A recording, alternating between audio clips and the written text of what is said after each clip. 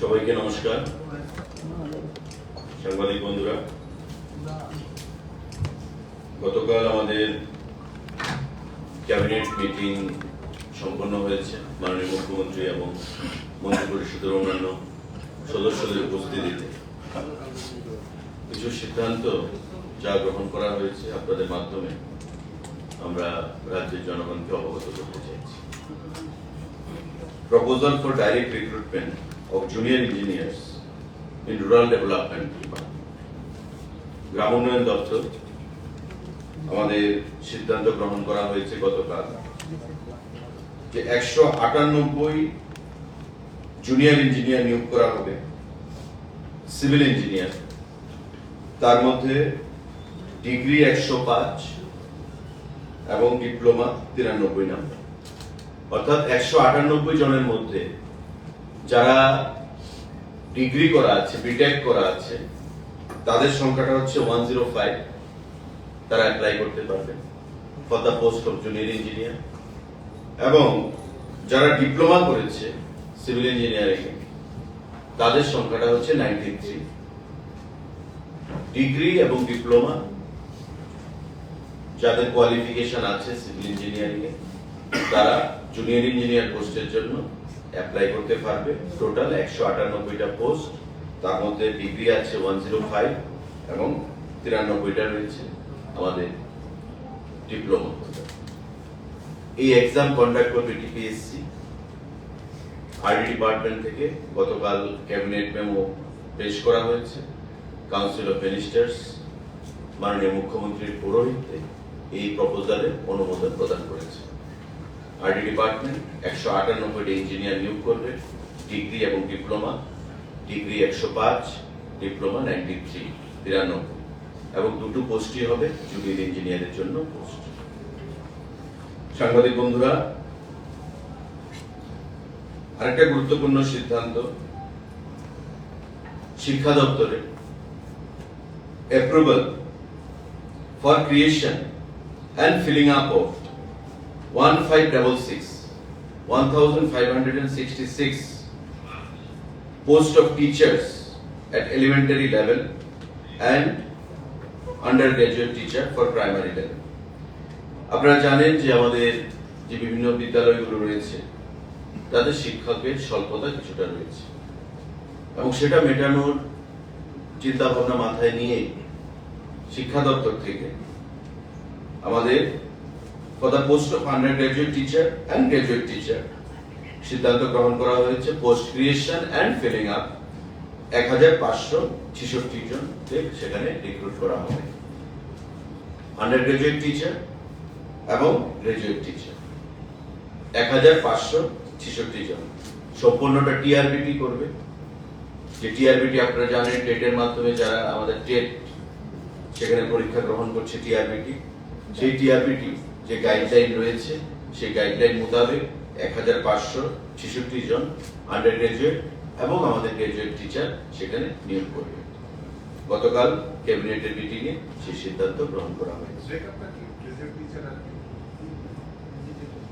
Graduate teacher সেটা দপ্তরের কাছে রয়েছে। এটা one time creation and filling এসছে একসঙ্গে। আগে কি হতো, পোস্ট ক্রিয়েশন হতো, তারপর আবার ফিলিং আপ করতে জন্য আসতো। তো বর্তমানে আমরা in one go creation and filling up একসঙ্গে ক্যাবিনেট অনুমোদন দিয়েছে। তার মধ্যে আমি আপনাকে পেপার 1 না, এখানে ব্রেকআপটা এখানে দেওয়া হয়। এটা তার পরবর্তী সময় স্কুলগুলোর সঙ্গে আলোচনা করে রিকুইজিশন এনে সেই সিদ্ধান্ত গ্রহণ করা হবে। তো টোটাল আজকে যে কিউমুলেটিভ ফিগারটা আছে সেটা হচ্ছে 1566 1566 আন্ডার গ্রাজুয়েট এবং গ্রাজুয়েট টিচার সেখানে নিয়োগ করা হবে। এটা অলরেডি ক্যাবিনেট অনুমোদন দিয়ে দিয়েছে। টিআরবিটি যে প্রেসক্রাইব যে গাইডলাইন রয়েছে সেই গাইডলাইন মোতাবেক সেই সিদ্ধান্ত গ্রহণ করবে। সাংবাদিক বন্ধুরা, আরেকটা গুরুত্বপূর্ণ সিদ্ধান্ত আমাদের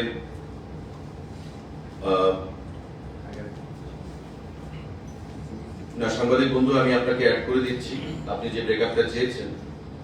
the council of ministers has, এটা পরে প্রেস নোটে দিয়ে দেওয়া হয়েছে, the council of ministers has given kind consent for creation and filling up of 1566 number post of teachers, undergraduate হচ্ছে 1099, undergraduate হচ্ছে 1099 and graduate হচ্ছে 467 এবং undergraduate হচ্ছে 1099, টোটাল 1566। আপনার জিটিটাও হয়ে গেল, ইউজিটিটাও হয়ে গেল। জিটি হচ্ছে 1099 এবং ইউজিটি হচ্ছে 467। আন্ডারগ্রেজুয়েট হচ্ছে 1099 আর জিটি হচ্ছে 467। ঠিক আছে, এটা হচ্ছে total 1566। Creation and filling up in one go, এটা সিদ্ধান্ত গ্রহণ করা হয়েছে ক্যাবিনেটের তরফ থেকে। আপনারা জানেন যে সাংবাদিক বন্ধুরা, আমাদের বিদ্যাজ্যোতি স্কুল 125টা সিবিএসসি অ্যাফিলিয়েটেড, সারা রাজ্যে পঠন পাঠন সেখানে প্রক্রিয়া চলছে এবং আগেই সিদ্ধান্ত গ্রহণ করা হয়েছিল যে বিদ্যাজ্যোতি স্কুলগুলোতে সারা রাজ্যে যে রয়েছে 125টা স্কুল, তাতে স্পেশাল এডুকেটর নিয়োগ করা হবে। গতকালকে ক্যাবিনেটের মিটিং এ সিদ্ধান্ত গ্রহণ করা হয়েছে proposal for filling up of 112 post of special educator on fixed pay basis under the education school department. অর্থাৎ এই যে 112 খানা স্পেশাল এডুকেটর, সেটা সবাই বিদ্যাজ্যোতি স্কুলগুলোতে প্রদান করা হবে এবং তার আগেও সিদ্ধান্ত গ্রহণ করা হয়েছিল 200 পোস্ট ক্রিয়েট করা হয়েছিল বিদ্যাজ্যোতি স্কুলের জন্য, কিন্তু এই 200 পোস্টের মধ্যে সবগুলো নিয়োগ করা যায়নি।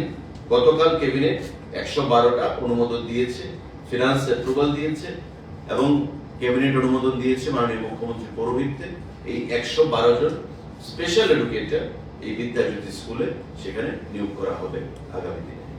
তো স্কুল এডুকেশন ডিপার্টমেন্টের আপনারা দেখলেন যে 112, তার আগে আমাদের 1566 জিটি এবং ইউজিটি টিচার এবং আরডি ডিপার্টমেন্টে 198 ডিগ্রি এবং ডিপ্লোমা হোল্ডারদের জন্য 105 এবং 93 টোটাল ডিগ্রি এবং ডিপ্লোমা সিভিল ইঞ্জিনিয়ারের জন্য চাকরির যে সংবাদ বা অনুমোদন, সেটা গতকালকে ক্যাবিনেটে প্রদান করা হয়েছে।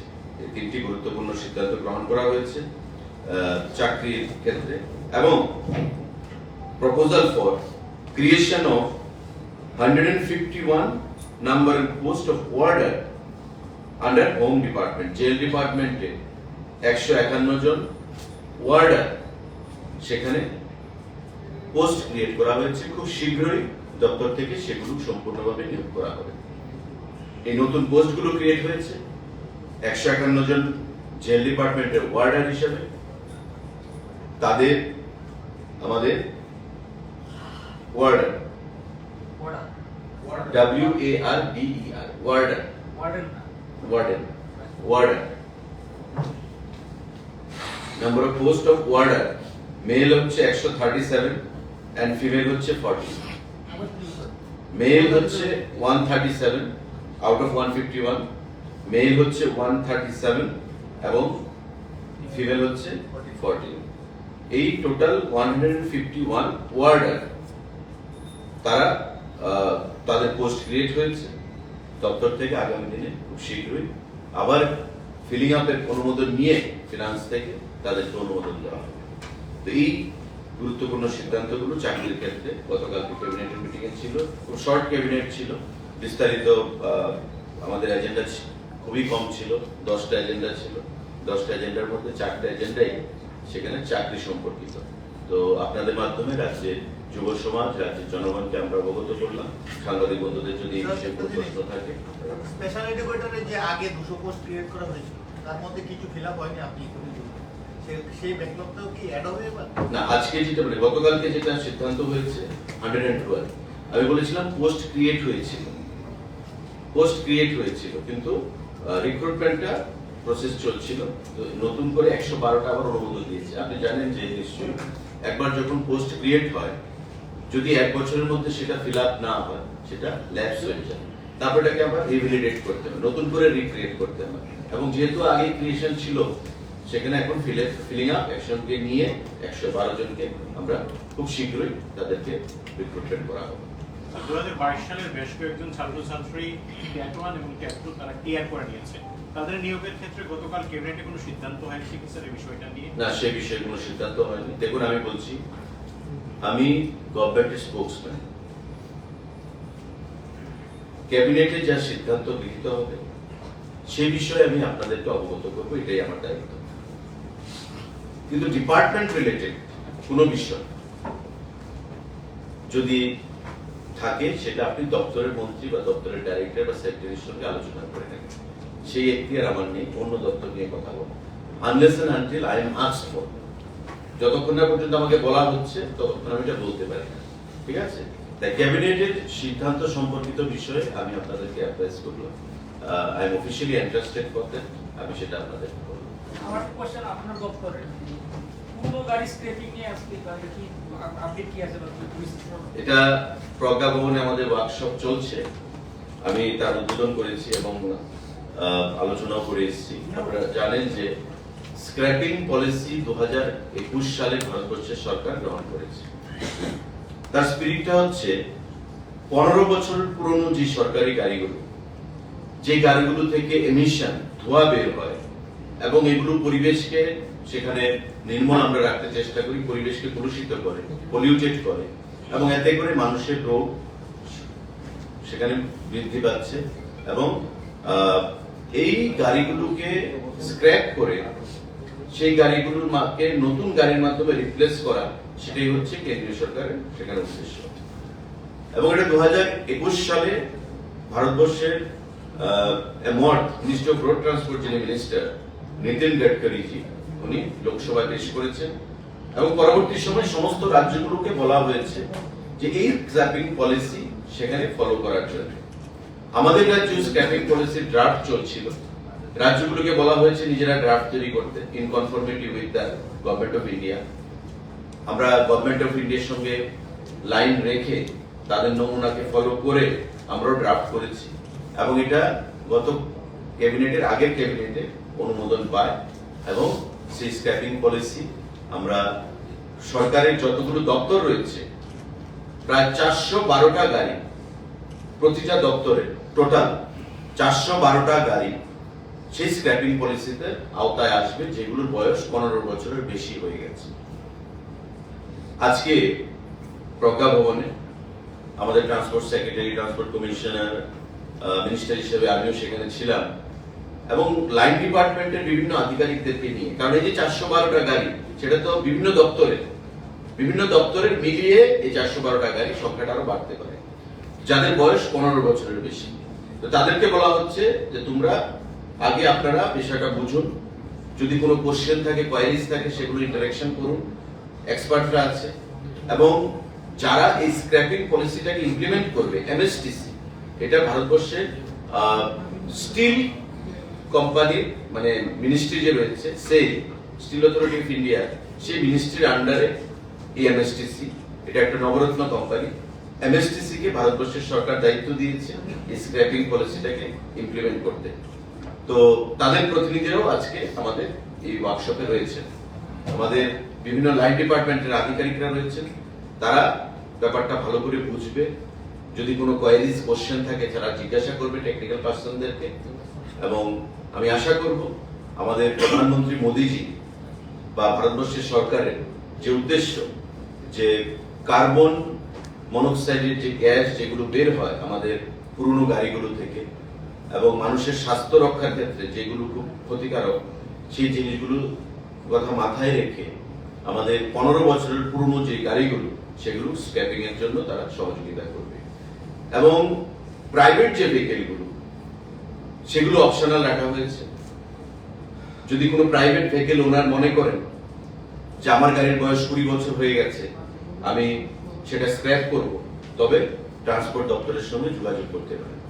এবং এই স্ক্র্যাপিং করে যে অর্থ আসবে সেটা গভর্নমেন্ট অফ ইন্ডিয়া আমাদের রাজ্য সরকারের যে শেয়ার অফ ট্যাক্সেস আমরা পাই তার সঙ্গে অ্যাড করে সেটাকে প্রদান করে দেবে। তো এটা একটা মহতী উদ্যোগ, পরিবেশকে নির্মল রাখার জন্য সেখানে ভারতবর্ষের সরকার গ্রহণ করেছে। এবং এতে করে শুধু পরিবেশকে নির্মল রাখা নয়, আপনারা দেখবেন যে রোড সেফটি, রাস্তার মধ্যে যে অ্যাক্সিডেন্ট সে সংখ্যাটাও কমবে। পুরনো গাড়ি স্বাভাবিকভাবেই তার ক্ষমতাটা অনেক কমে যায় 15 বছর হলে। তো রাস্তা দিয়ে যখন যায় হঠাৎ করে ব্রেকডাউন হয়, হয়তো দেখা যেতে পারে পেছন থেকে কোনো গাড়ি সেটা ধাক্কা মেরে দিল, কারণ ওই গাড়ি তো আর জানবে না যে তার বয়স কত, পুরনো গাড়ি, তার ইঞ্জিন কিছু হলো বা টেকনিক্যাল কোনো ফল্ট দেখা দিল, নষ্ট হয়ে গেল রাস্তার মধ্যে হঠাৎ করে চলতি অবস্থায়, হয়তো যে কোনো অ্যাক্সিডেন্ট হতে পারে, মানুষের ক্ষতি হতে পারে, মানুষ মারা যেতে পারে। তো সমস্ত কথা মাথায় রেখে ভারতবর্ষের সরকার এই সিদ্ধান্ত গ্রহণ করেছে এবং আমাদের রাজ্য সরকার ও পরিবহন দপ্তর আমরা এই গাইডলাইনকে মান্যতা দিয়ে আমরাও স্ক্র্যাপিং পলিসি সেটা অবলম্বন করব এবং আগামী দিনে 15 বছরের যে পুরনো গাড়িগুলো রাজ্য সরকারের 412টার মতো গাড়ি এখনো আইডেন্টিফাইড হয়েছে, হয়তো সংখ্যাটা বাড়বে, সেটাকে আমরা ইমপ্লিমেন্ট করব। কবে নাগাদ implement হবে? আমাদের তো ক্যাবিনেট হয়ে গেল, এখন নোটিফিকেশন বেরিয়েছে, ওয়ার্কশপ চলছে, আজকে শুরু হয়েছে, যেটা আজকে চলবে। এবং বিভিন্ন দপ্তর থেকে যারা এসেছেন তারা তাদের দপ্তরে গিয়ে সেটা আলোচনা করে সেই গাড়িগুলোতে পলিসি খুব শর্টলি আমরা সেটাকে ফলো আপ করব। আপনার পর্যটন দপ্তর রিলেটেড একটা প্রশ্ন ছিল, রাজ্য সরকারের কি কোনো পরিকল্পনা রয়েছে যে রাজ্যের রাজন্য স্মৃতি বিজড়িত পুষ্পবন্ত প্রসাদকে নিয়ে কোনো হোটেল তৈরি করা, এবং এই বিষয়টা নিয়ে রাজ্যে প্রায় বলা যেতে পারে প্রতিবাদ কর্মসূচি বিভিন্ন দিক দিয়ে উঠে আসছে, যেহেতু আপনি পর্যটন দপ্তরের মন্ত্রী, এই বিষয়টা নিয়ে যদি একটু স্পষ্টীকরণ দেন এই বিষয়টা নিয়ে। দেখুন, রাজ্যের উন্নয়ন আমরা সকলেই চাই। রাজন্য বিজড়িত যে পুষ্পবন্ত প্যালেসের কথা আপনি বলছেন, সেটা যখন রাজন্য আমল ছিল তখন রাজাদের দখলে ছিল, কিন্তু আফটার দ্য মার্জার সেটা এখন গভর্নমেন্টের প্রপার্টি, গভর্নমেন্টের অ্যাসেট। এমন করে দেখতে গেলে তো এমন অনেক রাজন্য আমলের যে জিনিসগুলো রয়েছে তার মধ্যে ব্যবসা চলছে, বিয়ে বাড়ি বানানো হয়েছে, তাদের ব্যবসা চলছে। তো আমি কারোর সেন্টিমেন্টে আঘাত করতে চাই না। বিষয়টা মাননীয় মুখ্যমন্ত্রী সিদ্ধান্ত নিয়েছেন বা মাননীয় মুখ্যমন্ত্রী প্রচেষ্টা গ্রহণ করেছেন এবং আগামী দিনে আপনারাও চান, আমরা সবাই চাই যে রাজ্যের যে ফেসটা পর্যটনের ক্ষেত্রে বহিরাজ্যের সঙ্গে আমরা কম্পিটিশন করি বা বহিরাজ্যের মতন আমরা করি। তো সেটাকে মাথায় রেখে এখানে এখনো সিদ্ধান্ত কিছু হয়নি, আলোচনার পর্যায়ে রয়েছে, কিন্তু আমি সবাইকে আহ্বান জানাবো যে এটা বর্তমানে গভর্নমেন্ট অ্যাসেটের মধ্যে গভর্নমেন্ট যে কোনো ধরনের সিদ্ধান্ত গ্রহণ করতে পারে। গভর্নমেন্টের সঙ্গে এমন কোনো চুক্তি নেই যে চুক্তিতে বলা আছে যে এখানে কোনো সরকারি প্রজেক্ট বা সরকার কাউকে দিয়ে কোনো প্রজেক্ট এখানে করতে পারবে না। আমার যতটুকু নলেজ রান করে সেটা হচ্ছে যে আমাদের যে আগের যে বিধানসভা মানে বর্তমান যে আমাদের প্যালেস, সেই প্যালেসকে মিউজিয়ামে পরিণত করার একটা প্রস্তাব ছিল, সেটা করা হয়েছে, মিউজিয়ামে কনভার্ট করা হয়েছে এবং আমরা সেটাকে আরো কিভাবে শ্রীবৃদ্ধি ঘটানো যায় আগামী দিনে সেটা আমরা করব। রাজ্যের উন্নতিতে, রাজ্যের সামনের দিকে পর্যটনের ক্ষেত্রে বা সমস্ত দিক থেকে এগিয়ে নিয়ে যাওয়ার জন্য সকলের সহযোগিতাই আমরা কামনা করি। তো স্বাভাবিকভাবেই রাজ্য সরকার যদি কোনো সিদ্ধান্ত নিতে চায় সে বিষয়ে আমি মনে করি প্রত্যেক অংশের মানুষকে এটা বাধা বিপত্তি না করে সেটাতে এগিয়ে আসা উচিত, এতে করে আমাদের রাজ্যের নাম সুনাম বৃদ্ধি পাবে। সরকারের শরিক দলের তরফ থেকে এই ব্যাপারে বিরোধিতা এসেছে না, সেটা আমরাও দেখেছি, আপনারাও দেখেছেন, সেই বিষয়েই প্রশ্নটা এসেছে। এই ব্যাপারেই বলছি যে সরকার সরকারি জায়গাতে করতে পারে বলে আপনি বললেন। না, আমি এই কথা বলি সরকারি জায়গাতে সরকার, বর্তমানে বলছি যে জায়গাটার কথা বলা হচ্ছে it is now government property, আমি সেই কথা বলছি। গভর্নমেন্ট প্রপার্টি হিসেবে সরকার কাকে লিজ দেবে বা সরকার, অনেকে বলছে যে আমাদের সঙ্গে আলোচনা করা হয়নি, এখন তো এখন এটা প্রাইভেট প্রপার্টি হলে সেটা বিষয়টা অন্য জায়গায় মাত্রা পেত। আমি কারোর ভাবাবেগকে আঘাত করতে চাই না, কারোর সেন্টিমেন্টকে আমি আঘাত করতে চাই না। আমি কারোর কালচার, ট্রেডিশন, হেরিটেজ, কাস্টমস এগুলোকে সম্মান জানিয়ে আমি বলছি যে রাজ্যের উন্নয়নে সকলকে এগিয়ে আসা উচিত। বিষয়টা নিয়ে কি ভাঙা হবে কিংবা এই ধরনের একটা চলছে? না না, এমন কোনো প্রস্তাব নেই। আপনি সাংবাদিক বন্ধু, আপনি এখান থেকে যাওয়ার আগ পর সময় আপনি গিয়ে দেখে যাবেন, এটা রেট্রোফিটিং এর কাজ চলছে। রেট্রোফিটিংটা কেন হচ্ছে? রেট্রোফিটিংটা হচ্ছে এটা যে মানে ডিলাপিটেটেড কন্ডিশন, আর্থকুয়েকের সেখানে অনেক আগে তৈরি, আর্থকুয়েকের সেখানে মানে যখন হয়, আপনারা জানেন যে এটা রাজভবন ছিল, রাজ্যপাল থাকতেন, এবং অনেক রাজ্যপাল এখানে থাকার সময় যখন আর্থকুয়েক হতো ওনারা ভয় পেতেন। তাই সঙ্গে সঙ্গে আপনি পেছনের দিকে দেখবেন, পেছনের গেটের সঙ্গে আরেকটা বিল্ডিং করা হয়েছে। আমার মনে আছে একজন রাজ্যপাল ছিলেন ডিওয়াই পাটিল, উনি সেখান থেকে শিফট হয়ে ওই বিল্ডিং এ চলে গেছেন। ওনার ভয় ছিল যে আর্থকুয়েকে বিল্ডিং মানে শেকিং নড়ে চড়ে। তো এটাকে রেট্রোফিটিং করা হচ্ছে, এবং এটা রেট্রোফিটিং করে এটাতে ডিজিটাল মিউজিয়ামের একটা প্রস্তাব ছিল।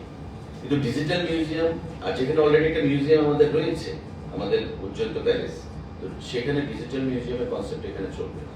আর ডিজিটাল মিউজিয়ামে কত মানুষ আসবে, কে দেখতে আসবে, যেখানে অলরেডি রাজাদের ইতিহাস বা রাজাদের যে জিনিসপত্র বা তাদের মানে ইতিহাস বিজড়িত যে জিনিসগুলো, সেগুলো তো আমরা মিউজিয়ামে রাখবো।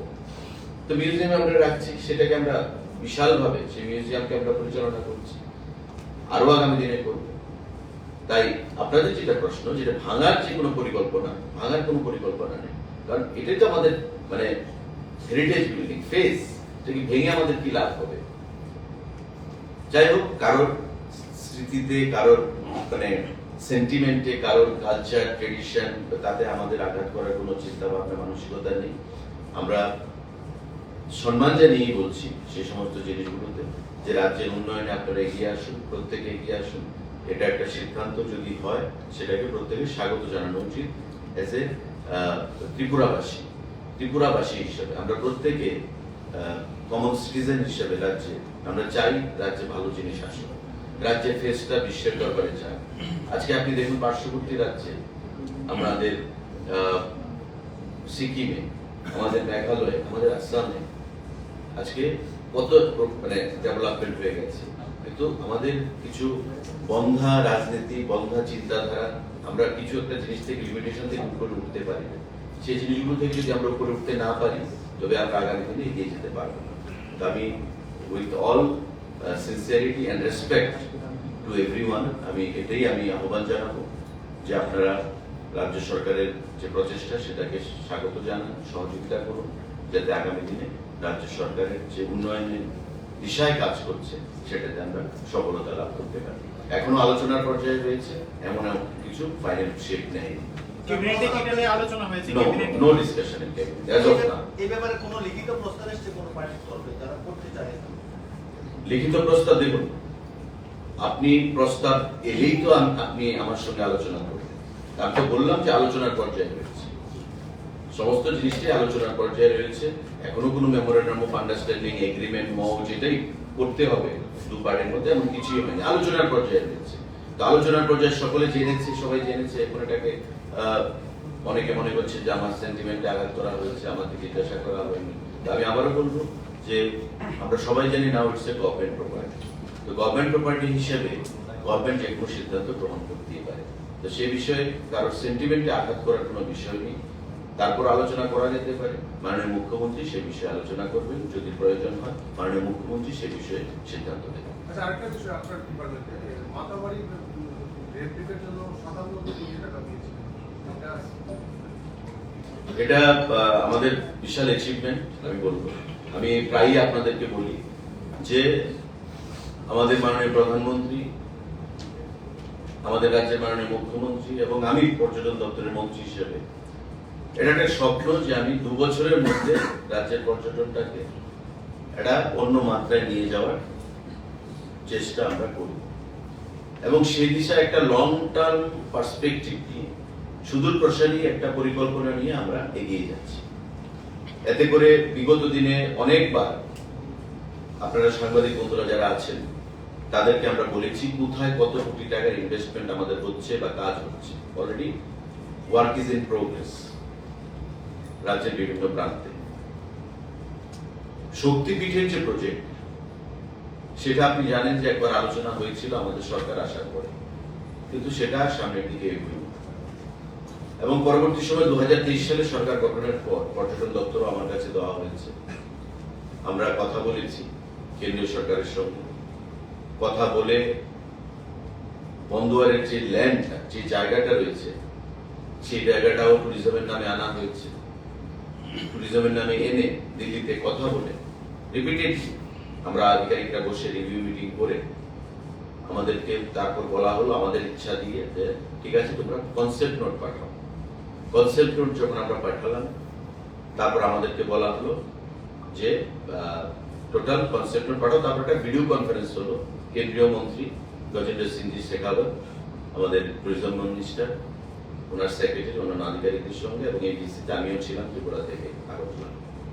আমি রিকোয়েস্ট করলাম government of India iconic project হিসাবে প্রায় প্রথম সিদ্ধান্ত হয়েছিল 2000 কোটি টাকার প্যাকেজ দেবে সারা ভারতবর্ষের বিভিন্ন রাজ্যকে।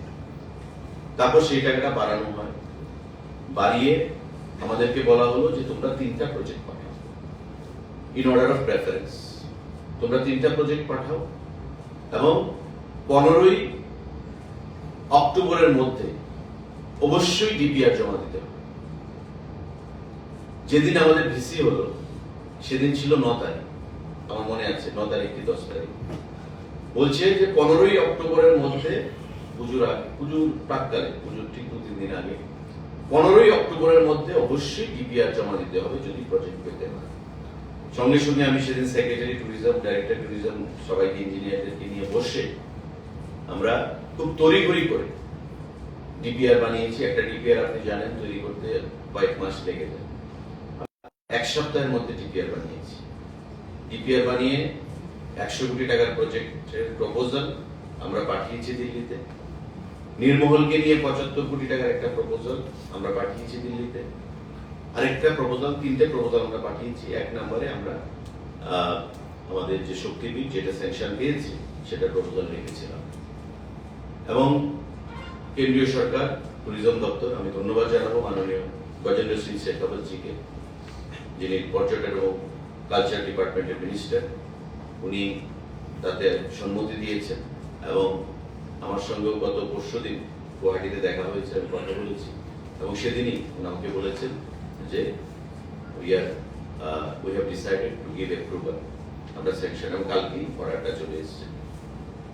তো এটা আগামী দিনে আমি বলবো যে মন্দির নগরী, মাতার বাড়ি আমাদের রয়েছে উদয়পুর, তার পাশে শক্তিপীঠটা যে তৈরি হবে, আপনারা বন্দরে ভিজিট করবেন। আমরা কয়েকদিন আগে ভিজিট করে এসেছি জায়গাটা।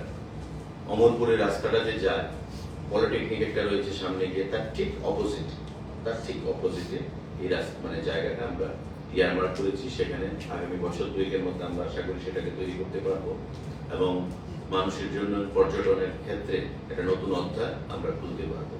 যে স্পিরিচুয়াল ট্যুরিজম, সেই মাতাবাড়ি রয়েছে আমাদের সঙ্গে, এটা কারণ 51 শক্তিপীঠ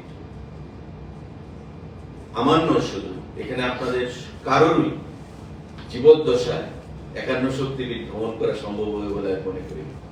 তো সেটার রেপ্লিকা কি হতে পারে সেই শক্তিপীঠটা আমরা সেখানে প্রদর্শন করব।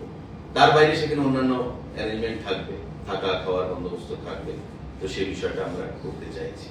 তো আমি আশা করব যে আগামী দিনে মোদীজির নেতৃত্বে আমাদের রাজ্যকে ডাবল ইঞ্জিনের যে সুফল আমরা প্রদান পাচ্ছি, এবং খুব শীঘ্রই আমাকে উনি 4 তারিখ দিল্লি ডেকেছেন যাওয়ার জন্য শেখাওয়াতজি, আমরা স্বদেশ দর্শন নিয়ে আলোচনা করবো। সেখান থেকে আমরা কয়েকশো কোটি টাকা আশা করছি ট্যুরিজমের জন্য। আমি আগেও বলেছি যে আগামী দিনে ত্রিপুরা পর্যটনে আমরা একটা নতুন অধ্যায় তৈরি করব বছর 2-এর মধ্যে, যাতে করে আমরা ভারতবর্ষের অন্যান্য রাজ্যের সঙ্গে পাল্লা দিয়ে পর্যটনকে একটা বিশ্বের দরবারে পৌঁছে দিতে পারি। কদিন আগে দেখা গেছে যে সরকারের তরফ থেকে একটা ঘোষণা করা হয়েছিল যে টিএসআর এবং যে ত্রিপুরা পুলিশ আছে তাদের জন্য রেশন, বাতা এবং পোশাকের জন্য টাকা বৃদ্ধি করা হয়েছে। তো সেই ক্ষেত্রে ট্রাফিক পুলিশ এবং ফায়ার সার্ভিস যে পুলিশ কর্মীরা আছে তাদেরকে বঞ্চিত করা হয়েছে। তাদের ভিতরে একটা ক্ষোভ জমে আছে যে তারাও এই পুলিশের আন্ডারেই পড়ছে এবং তারা সরকারি একজন কর্মী। তো তাদেরকে কেন বঞ্চিত করা হচ্ছে? দেখুন, আপনি প্রশ্নটা আগেও করেছিলেন, না, সেদিন আপনি ট্রাফিক পুলিশ তাতে আসবে কিনা এইভাবে জিজ্ঞাসা করেছি, আজকে আপনি অন্যভাবে করছেন। তো যাই হোক, so far my memory runs, traffic police is a part of police. যারা ট্রাফিকে আছে, আমার মনে হয় আপনার কোনো ভাই বন্ধু ট্রাফিকে আছে, না, নেই, আমার বাড়িতে কোনো সরকারি চাকরি বা আপনার শ্বশুর বাড়ির দিকে না, কেউ না, না, আছে, না, কেউ না। তো বলতে বলতে বারবার ট্রাফিককে টেনে আনছে। না, তো ফায়ার সার্ভিসও আছে। আমি বলছি, traffic police is a integral part of police. যারা ট্রাফিকে কাজ করে তারা পুলিশ ডিপার্টমেন্ট থেকেই যায়। আবার দেখবেন, আজকে আমি ট্রাফিকের ড্রেস পরে রাস্তায় ডিউটি করছি, কালকে হয়তো আমি দেখবেন পুলিশের খাকি ভর্তি করে আমি বন্দুক নিয়ে হয়তো ডিউটি করছি। তো ট্রাফিক পুলিশের আলাদা কোনো মানে রিক্রুটমেন্ট পলিসি নেই, বা ট্রাফিক পুলিশ আলাদা একটা ইউনিট এমন নয়, ট্রাফিক পুলিশেরই পার্ট। তো পুলিশ যদি পায়, আমি ট্রাফিকও পাবে বলে আমি আশা করি। তারপর আমি মাননীয় হোম মিনিস্টার বা মুখ্যমন্ত্রীর সঙ্গে বা ডিজিপির সঙ্গে কথা বলবো। আর ফায়ার সার্ভিস, সেটা আলাদা ডাইরেক্টরেট। ফায়ার সার্ভিসের কাজটা কিন্তু পুলিশের মতো নয়। ফায়ার সার্ভিসের কাজটা হচ্ছে অগ্নি নির্বাপক, আগুন নেভানোর কাজ। ফায়ার সার্ভিসকে দিয়ে আমি ল অ্যান্ড অর্ডার ডিউটি করাই না। ফায়ার সার্ভিসকে দিয়ে আমি আগুন নেভানোর কাজ ছাড়া অন্য কোনো কাজ কিন্তু আমি করি না, ঠিক আছে? তো ফায়ার সার্ভিসকেও কি করে দেওয়া যায়, নিশ্চয়ই আমি আগামী দিনে মাননীয় মুখ্যমন্ত্রীর সঙ্গে সেই বিষয়ে কথা বলবো। কিন্তু ট্রাফিক পুলিশের যে ইস্যুটা, সেটা আপনার পুলিশেরই পার্ট, তারা traffic police. Thank you. Sir, একটা জিজ্ঞাসা ছিল স্যার, এই যে স্ক্র্যাপিং এর ব্যাপারে যে বললেন সরকারি 412 টাকা, প্রাইভেট সেক্টরের জন্য এটা অপশনাল কেন রাখা হলো? Since it also creates health Hazard. No, it is a very important question, but private vehicles are used single-handed. If you have a vehicle that is not used for official purpose, that is used exclusively by yourself only. কিন্তু official যে vehicles গুলো আছে, সেগুলো ধরুন বছরের পর বছর ধরে মেইনটেনেন্সটা আমাদের করতে হয়। তো স্বাভাবিকভাবে ডিজেলটা চেঞ্জ হচ্ছে না। আপনি একটা গাড়ি কিনলেন, আপনি কিন্তু খুব টাইমলি এটাকে আপনি সার্ভিসিং করাচ্ছেন। আপনি নিজেকে যেমন ভালোবাসেন, ডাক্তার দেখান, অসুস্থতা বোধ করলে আপনার গাড়িটাকেও কিন্তু আপনি 3 মাসের মধ্যে না হলেও 4 মাসের মাথায় আপনি সার্ভিসিং করাচ্ছেন। তো প্রপার মেইনটেনেন্সটা যদি থাকে, তো স্বাভাবিকভাবে তার হেলথ কন্ডিশনটা ভালো থাকে। তাই সেটাকে অপশনাল রাখা হয়েছে এবং 20 বছর অবধি রাখা হয়েছে, যে বুঝলেন এজ লিমিট অফ 20। যদি প্রাইভেট ভেহিকল ওনার যারা আছে, তারা যদি মনে করে যে স্ক্র্যাপিং তারা করবে, they may come into contact with the transport department for necessary action. কিন্তু স্যার, আমি মেইনলি বলতে চাইছিলাম বাস, লরি, এগুলি তো আরো বেশি মানে দূষণ করছে এই জায়গাটা বলছি। না, সেগুলো আমি তো বললাম অপশনাল রাখা হয়েছে। দেখুন, ভারতবর্ষের সরকার এটাকে করেছে 2021 সালে, 22, 23, 24-এ আমরা ফেক এন্ডে দাঁড়িয়ে গেছি, আজকে 24-এরও শেষের পথে আমরা। তো সারা দেশে সার্কুলার দেওয়া হয়েছে, কোনো কোনো রাজ্য করছে, কোনো কোনো রাজ্য করছে না। বাট যেহেতু আমরা দিল্লিতে এবং রাজ্যে একই সরকার, we must work in conformity with government of India, in line with government of India. তো সেই ক্ষেত্রে আমাদেরও এটাকে ড্রাফট করে ম্যাটেরিয়ালাইজ করতে, ইমপ্লিমেন্ট করতে আমাদের কিছু সময় লেগেছে, এবং ক্যাবিনেটও একবার এসেছে, তারপর কিছু টেকনিক্যাল প্রবলেম ছিল, সেটা ড্রপ হয়েছে। এখন টু স্টার্ট উইথ, আমরা দেখি যে 412টা গাড়ি রেসপন্সটা কেমন, how it goes to start with. তারপর দেখে আমরা ধীরে ধীরে সেটাকে প্রাইভেট ভেহিকলের ক্ষেত্রেও আমরা ম্যান্ডেটরি করব। না, কেননা ইদানিং কালে দেখা গেছে মোবাইলে যে air quality is very poor, like in Delhi, দিল্লিতে আরো খারাপ। আপনি দিল্লিতে যে এয়ার কোয়ালিটির যে ইন্ডেক্স, যেটা আপনি দেখবেন ভারতবর্ষের মধ্যে সব থেকে মানে হ্যাজার্ডাস আমি বলবো। তো আমাদের রাজ্যে সে পরিমাণ নেই, কিন্তু তারপরেও আগামী দিনের জন্য প্রিকশনারি মেজার আমাদেরকে নিতে হবে, সো দ্যাট আমরা এই যে স্ক্র্যাপিং এর মাধ্যমে আমরা পরিবেশকে নির্মূল রাখতে পারি। তো আমি বললাম যেটা সরকারি হবে গাড়িগুলো আমরা আগে করি, তারপর আমরা প্রাইভেটটাকে ম্যান্ডেটরি করব। 412টার মধ্যে কেআরটিসির বাস কাজ আছে সব রয়েছে। প্রাইভেট